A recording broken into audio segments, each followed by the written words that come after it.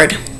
From the mafia-ridden streets of Sicily, Italy, to backcountry Broadways of Southern California traveled by Hell's Angels bikers, the crime book features every facet of lawlessness. These high crimes and misdemeanors range from petty to deadly, all of which are spellbinding accounts within this compelling genre.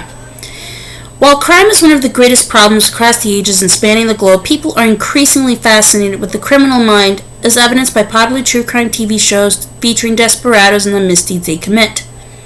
Time magazine calls the phenomenon a euphoric effect in human emotions that is comparable to a roller coaster ride.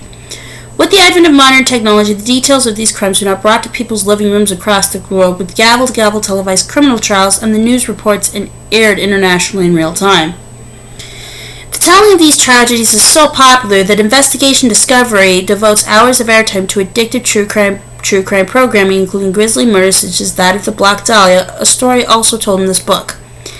It is one of the oldest unsolved murder cases in LA and has been depicted in several feature films and true crime books. The appeal is comparable to people not being able to look away from traffic accidents.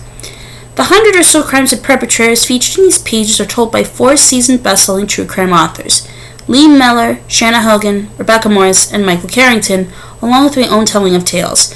These stories not only give readers a look into the lives and psyche of the criminals, but also examines the in-depth and often lengthy police work needed to bring the perpetrators to justice. With a rare perspective by writers with expert vantage points, these chapters thoroughly examine across continents and decades all genres of crime, including the first known homicide committed against the Neanderthal man 430,000 years ago. In telling some of these tales, these accomplished writers followed the footsteps of street-weary detectives and sometimes cagey, tough-to-catch crooks. They include the modern-day impersonator of Frank Abagnale Jr. of Catch Me If You Can movie fame, and the glamorous life of elusive international jewel thief Doris Payne, who escaped authorities not once but 3 times. As a fact-based crime journalist and author for more than 2 decades, I am fascinated by these stories.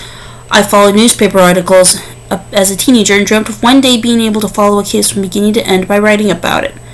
That goal was realized when I became a newspaper reporter in 1987 and an author a decade later. During my journalism career, I have been particularly attached to domestic violence cases, having been myself a victim for 6 years.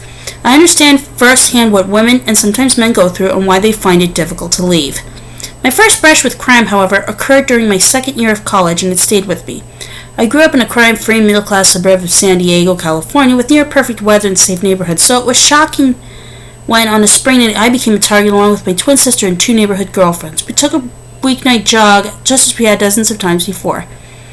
We never felt a risk, and that is until a man stepped out of the darkness, naked from the waist down. We screamed and ran to a neighboring house from where we called police. Because of our descriptions of his nearby car, police quickly located him. Officers did not witness the indecent exposure, so I was designated as the one to make a citizen's arrest right there on the street. Weeks later, as we gathered at the courthouse to testify against him, the suspect pled guilty minutes before the trial was to begin. Criminal law has fascinated me ever since. My hope is that you too will be just as fascinated by the variety of offenses included in the following true accounts of this book. Kathy Scott, author of Murder of a Mafia Daughter and the